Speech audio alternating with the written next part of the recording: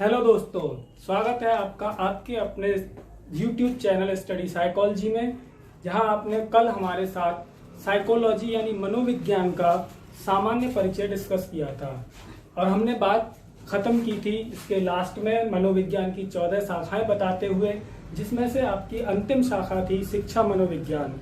यहीं से आगे आज का हम टॉपिक शुरू करते हैं। शिक्षा मनोविज्ञान क्या है, बात कर लेते हैं। शिक्षा मनोविज्ञान को अंग्रेजी में क्या कहा जाता है? एजुकेशन साइकोलॉजी, जिसमें एजुकेशन शब्द की उत्पत्ति लैटिन भाषा के एजुकेटम से हुई है। एजुकेटम से हुई है।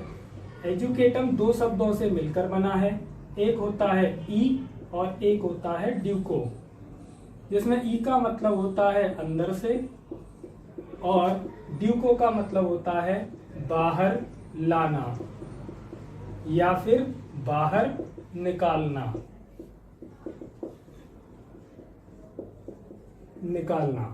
बात करते हैं इसकी। ये है लैटिन भाषा का शब्द, लैटिन शब्द। अब दोस्तों बात करते हैं कि अगर हम ई और ड्यूको का दोनों का मतलब आपस में मिला दें तो क्या बनता है? बालक की अंतर्निहित योग्यताओं को बाहर लाना।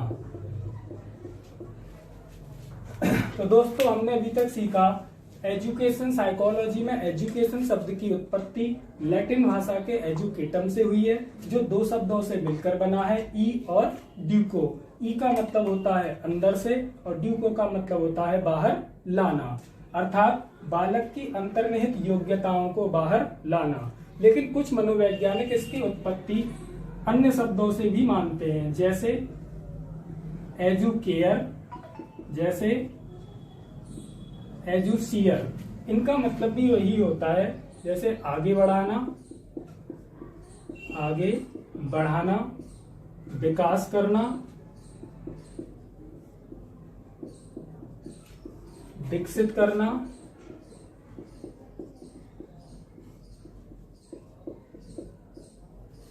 आदि। अब दोस्तों अगर हम इन तीनों शब्दों को मिला दें, एजुकेटम, एजुकेयर, एजुसियर, अगर तीनों को मिला दें तो इनका मतलब क्या निकलेगा? अर्थात शिक्षा मनोविज्ञान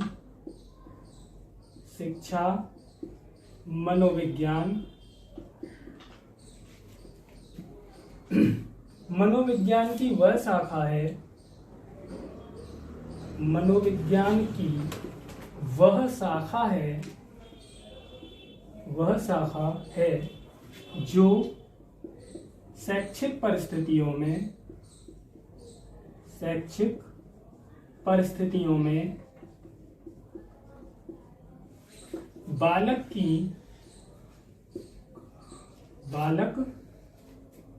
की योग्यताओं को बाहर लाती है, योग्यताओं को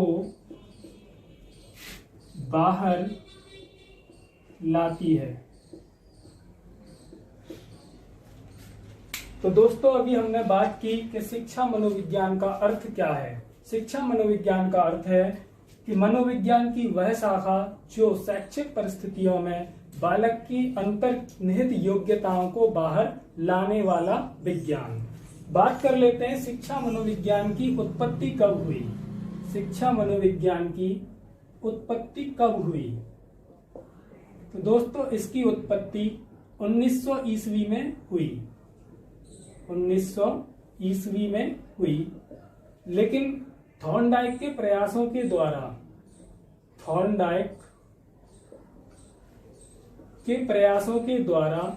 1920 ईस्वी में शिक्षा मनोविज्ञान को स्वतंत्र विषय का दर्जा मिला। अब बात आती है कि थॉर्नडाइक ऐसे अकेले मनोवैज्ञानिक नहीं थे जिन्होंने ये प्रयास किया था कि शिक्षा मनोविज्ञान को एक स्वतंत्र विषय का दर्जा मिले। तो इनके समर्थनकर्ता कौन थे? बात कर लेते हैं। इनके समर्थक थे जड़, टर्मन, स्टेनले हॉल आदि। तो अभी हमने सीखा शिक्षा मनोविज्ञान, इंग्लिश में कहते हैं एजुकेशन साइकोलॉजी, जिसकी उत्पत्ति लैटिन भाषा के एजुकेटम शब्द से हुई है। यह दो शब्दों से मिलकर बना है, ई और ड्यूको। ई का मतलब होता है अंदर से, ड्यूको का मतलब होता है बाहर लाना या बाहर निकालना, अर्थात बालक की अंतर्निहित योग्यताओं को बाहर लाना। इसकी उत्पत्ति अन्य शब्दों से भी मानी जाती है, जैसे एजुकेयर आगे बढ़ाना, एजुशियर विकास करना, विकसित करना। अब पूरा इसका जो अर्थ निकला क्या कि शिक्षा मनोविज्ञान की वह शाखा है जो शैक्षिक परिस्थितियों में बालक के अंदर की जो योग्यताएं हैं उन्हें बाहर लाती है। एजुकेशन शिक्षा मनोविज्ञान की जो उत्पत्ति है वो 1900 ईस्वी में मानी जाती है, जिसमें 1920 में इसे स्वतंत्र विषय का दर्जा प्राप्त हुआ। इसमें सबसे पहले थॉर्नडाइक ने प्रयास किया। थॉर्नडाइक के समर्थनकर्ता थे जड़, टर्मन, स्टेनले हॉल। अब एक क्वेश्चन आता है कि शिक्षा मनोविज्ञान का केंद्र बिंदु कौन है? तो दोस्तों शिक्षा मनोविज्ञान का केंद्र बिंदु होता है बालक। शिक्षा मनोविज्ञान का केंद्र बिंदु है बालक।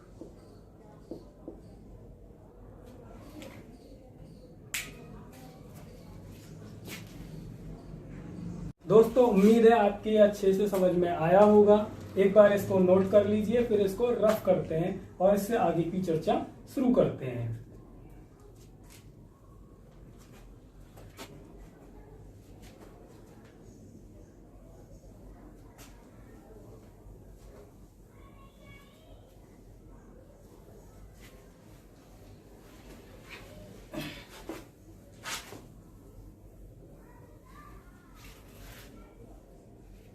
दोस्तों बात करते हैं शिक्षा मनोविज्ञान की परिभाषाएं।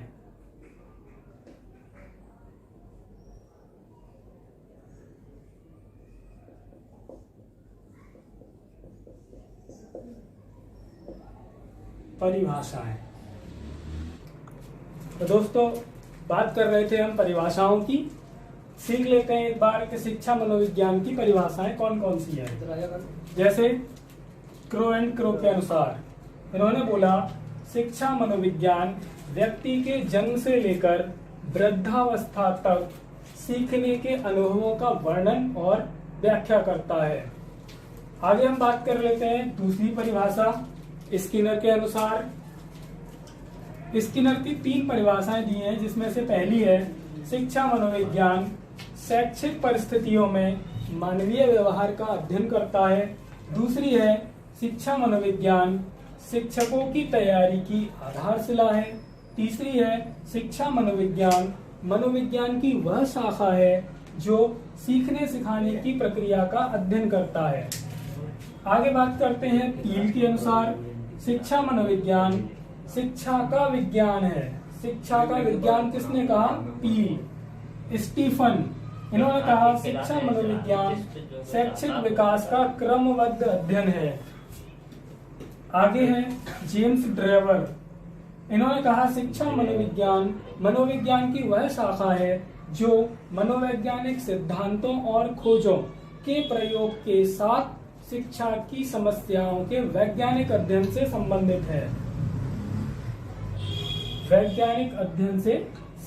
है। ये तो दोस्तों रटने वाली बात हो गई, जिसमें हम सभी बचपन से रटते हुए आ रहे हैं। हमारे बहुत सारे दोस्त हैं जिन्होंने बीएड में, बीटीसी में परिभाषाओं को रटा, एग्जाम क्वालिफाई किए, लेकिन यहाँ हम इस क्लास में आए हैं तो रटने नहीं आए, कुछ सीखने आए हैं। देखते हैं एक बार क्रो एंड क्रो। क्रो क्या होता है? कौआ।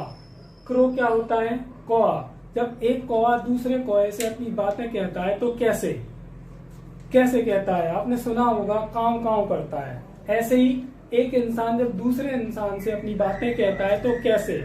कि किसी शादी में गया, हमने ये खाया, वो खाया, ऐसे कपड़े पहने, वैसे कपड़े पहने, तो देखते हैं वो क्या कर रहा होता है, वहां का एक्सप्लेनेशन दे रहा होता है कि हमने ये किया। तो देखिए कब से कब तक? जन्म से लेकर वृद्धावस्था तक। उसके बाद तो मर जाता है। तो एक कौवा दूसरे कौवे से अपनी जो सारी बातें हैं वो क्या करता है, जन्म से लेकर वृद्धावस्था तक वर्णन और व्याख्या करता है। दूसरा स्किनर स्किनर स्किनर, ये तीनों ही किससे शुरू हो रहे हैं, सा। तो स्किनर के लिए कुछ कीवर्ड्स हैं जो आपको याद रखने हैं, जैसे सा, जैसे सा, जैसे शा, जैसे नर, जैसे रनर, जैसे त्वचा। अगर ये शब्द आपको किसी परिभाषा में मिल जाएं तो आप समझ लीजिएगा ये परिभाषा किसकी है, स्किनर की। तो देखते हैं एक बार, स्किनर किससे शुरू है, सा से। तो इनकी परिभाषा में कीवर्ड्स क्या मिलेंगे हमें, इनमें से, जैसे कि मैंने अंडरलाइन किया है, स्किनर शैक्षिक परिस्थितियों में, स्किनर शिक्षकों की, स्किनर सीखने सिखाने की प्रक्रिया। आगे बात कर लेते हैं पील। पील से याद रखना है आपको पीलिया। पील से क्या याद रखना है, पीलिया। पीलिया एक बीमारी होती है दोस्तों, और बीमारियों का अध्ययन हम किस में करते हैं, विज्ञान में, साइंस में। तो जाहिर सी बात है कि पीलिया एक बीमारी है जिसका अध्ययन हम किस में करते हैं, विज्ञान में। आगे बात करते हैं स्टीफन। देखिए स्टीफन में आपको क्या दिखाई दे रहा है, ये टिफिन, टिफिन दिखाई दे रहा है। तो टिफिन में जो सब्जी, रोटी, सैलेड कैसे रखा होता है, सीक्वेंस वाइज। हिंदी में बोले तो क्रमबद्ध। कैसे होता है, क्रमबद्ध। आगे बात करते हैं जेम्स ड्रेवर। आगे देखते हैं ड्राइवर के लिए क्या कीवर्ड्स होने चाहिए। ड्राइवर यानी कि ड्राइवर। तो ड्राइवर क्या करता है, खोज करता है।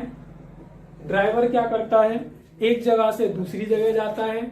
जैसे कि अभी हम अलीगढ़ से आगरा जाएं तो क्या होगा, आगरा जाने के लिए रास्ते में नए नए रास्ते मिलेंगे हमें, तो हमने क्या कर ली, उसकी खोज। नए नए लोग मिलेंगे, नई नई दुकान मिलेंगी, उनकी क्या की हमने, खोज। अब आगरा हमें जाना है तो आगरा क्या है हमारा, एक फिक्स पॉइंट है। फिक्स पॉइंट को यहाँ पे बोलते हैं निश्चित बिंदु, निश्चित बिंदु या फिर लक्ष्य। आगे बात करते हैं, यहां से आगरा की दिशा कैसी होगी हमारी, निश्चित होगी। तो क्या आया, निश्चित दिशा। तो जब भी दोस्तों जेम्स ड्रेवर की परिभाषा आएगी तो उसकी परिभाषाओं में आपको कीवर्ड्स मिलेंगे, खोज, निश्चित लक्ष्य, निश्चित दिशा आदि।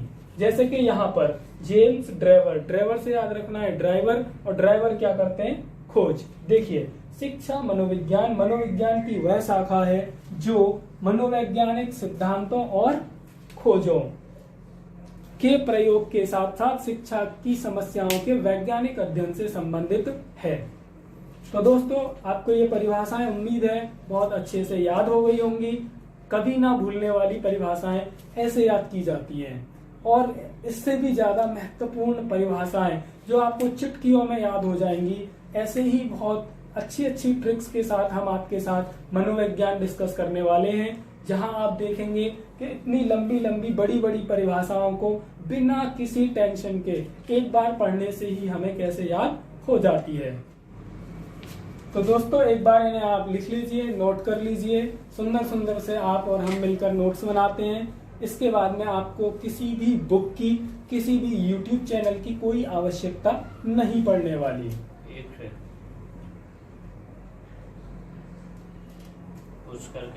दोस्तों आपने लिख लिया होगा या फिर स्क्रीनशॉट ले लिया होगा, हम इन्हें रफ कर देते हैं, आगे की चर्चा करते हैं।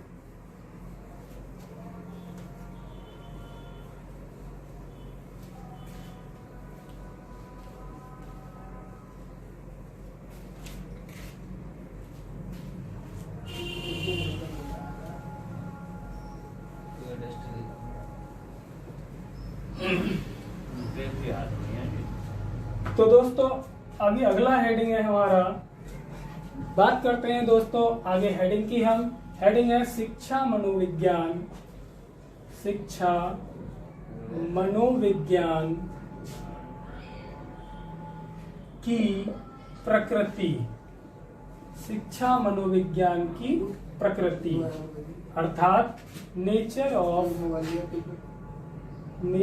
Of education psychology. तो दोस्तों इसकी प्रकृति कैसी है, बात करते हैं। शिक्षा मनोविज्ञान की जो प्रकृति है वो है वैज्ञानिक। कैसी है? वैज्ञानिक। अब ये हमें पता कैसे चला कि इसकी प्रकृति वैज्ञानिक है? तो दोस्तों अभी हमने एक परिभाषा का डिस्कशन किया था पील के अनुसार। पील ने बताया था कि शिक्षा मनोविज्ञान शिक्षा का विज्ञान है। जब कोई चीज विज्ञान होती है तो उसकी जो प्रकृति है कैसी होगी? वैज्ञानिक। तो बात करते हैं किसके अनुसार है? पील के अनुसार। क्वेश्चन पूछ लिया जाता है कि किस मनोवैज्ञानिक के अनुसार शिक्षा मनोविज्ञान की जो प्रकृति है वैज्ञानिक है, तो हम बताएंगे पील के अनुसार। दोस्तों जब कोई सब्जेक्ट वैज्ञानिक होता है तो उसमें नियम और सिद्धांत होते हैं। नियम और सिद्धांत होते हैं। दोस्तों सिद्धांत सार्वभौमिक होते हैं। कैसे होते हैं? सार्वभौमिक अर्थात यूनिवर्सल। सिद्धांत यूनिवर्सल होते हैं। तो दोस्तों यहाँ तक आपकी समझ में आ गई होगी बात। इससे आगे की बात कर लेते हैं। कुछ महत्वपूर्ण नोट्स हैं इसके, जैसे नोट नंबर 1। नोट नंबर 1, शिक्षा मनोविज्ञान कैसा विज्ञान है? तो यह एक विधायक विज्ञान है। कैसा है? विधायक। विधायक का मतलब होता है सकारात्मक। विधायक विज्ञान है और विधायक का मतलब होता है सकारात्मक यानी कि पॉजिटिव। सकारात्मक यानी कि पॉजिटिव। ठीक है, आगे की बात करते हैं। नोट नंबर 2, यह अतीत की घटनाओं की अपेक्षा, अतीत की घटनाओं की अपेक्षा वर्तमान की घटनाओं पर आधारित है। वर्तमान की घटनाओं पर आधारित है। आधारित है। आगे बात कर लेते हैं कि इनको समझ लेते हैं कि शिक्षा मनोविज्ञान विधायक या सकारात्मक विज्ञान कैसे है। तो इसके अंदर दोस्तों सभी बातें पॉजिटिव की जाती हैं जिनसे बच्चे को मोटिवेशन मिले। जैसे तुम कर सकते हो, तुम कर लोगे, ये काम बहुत आसान होता है, ऐसे। फिर यह अतीत मतलब पास्ट। पास्ट मतलब पुरानी बातें। तो ये पुरानी बातों पर डिपेंड नहीं करता है, ये प्रेजेंट की बातों पर, आज की बातों पर डिपेंड करता है कि कौन क्या करेगा। इन्हीं के ऊपर इसके उद्देश्य आधारित हैं। शिक्षा मनोविज्ञान के उद्देश्य क्या हैं? जैसे उद्देश्य नंबर 1, यह भविष्यवाणी कर सकता है या फिर इसके द्वारा हम भविष्यवाणी कर सकते हैं। दूसरा, बालकों का विकास कर सकते हैं। तीसरा, शिक्षा से संबंधित समस्याओं को दूर कर सकते हैं। समस्याओं को दूर कर सकते हैं। अगला है, बालक के संबंधों को समझा जा सकता है। संबंधों को समझा जा सकता है। ये हैं इसके उद्देश्य। अब बात कर लेते हैं कुछ। दोस्तों शिक्षा मनोविज्ञान की प्रकृति वैज्ञानिक है पील के अनुसार। वैज्ञानिक जब कोई विषय होता है तो उसमें नियम और सिद्धांत होते हैं। सिद्धांत हमेशा सार्वभौमिक होते हैं। यह एक विधायक विज्ञान है। विधायक मतलब सकारात्मक यानी कि पॉजिटिव। यह अतीत की घटनाओं की अपेक्षा वर्तमान की घटनाओं पर आधारित है। इन्हीं पर आधारित कुछ इसके उद्देश्य हैं, जैसे हम भविष्यवाणी कर सकते हैं कि कौन बालक क्या कर सकता है, क्या नहीं कर सकता है। हम बालकों का विकास कर सकते हैं। उनकी शिक्षा में जो भी प्रॉब्लम्स आ रही हैं उनको हम इसके द्वारा दूर कर सकते हैं।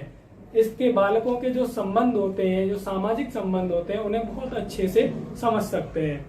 दोस्तों, अगर आपने हमारे चैनल को अभी तक सब्सक्राइब नहीं किया है तो प्लीज हमारे चैनल को लाइक, शेयर एंड सब्सक्राइब कीजिए और बराबर वाले बेल आइकन को दबाना ना भूलें, ताकि आपको हमारी नई वीडियो की सबसे पहले नोटिफिकेशन प्राप्त हो और हमारे साथ आप अच्छी अच्छी ट्रिक्स को याद कर सकें, सीख सकें, जिनमें आपको बहुत ही ज़्यादा इम्पोर्टेंट फैक्ट्स, परिभाषाएं और नोट्स प्रोवाइड किए जाएंगे। और दोस्तों, इसके साथ ही आप चाहें तो हमारे टेलीग्राम चैनल से भी जुड़ सकते हैं, जहां आपको रेगुलर टेस्ट सीरीज, नोट्स और वीडियो प्रोवाइड करवाई जाएंगी। ठीक है दोस्तों, जय हिंद, जय भारत। अगर आपने हमारे चैनल को अभी तक सब्सक्राइब नहीं किया है तो प्लीज़ चैनल को सब्सक्राइब कीजिए और बराबर वाले बेल आइकन को दबाइए।